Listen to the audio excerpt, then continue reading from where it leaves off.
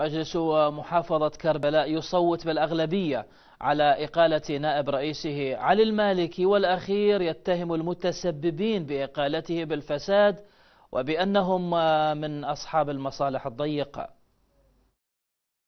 بعد جلسة طارئة خصصت لاستجواب نائب رئيس مجلس محافظة كربلاء علي المالكي، صوت المجلس بأغلبية أعضائه على إقالة المالكي من منصبه. تصويت بالأغلبية المطلقة بعدم القناعة وأيضا بإقالة نائب رئيس المجلس. أسئلة متعددة كانت حول مواضيع كثيرة تم من خلالها إجابات للأخ نائب رئيس المجلس.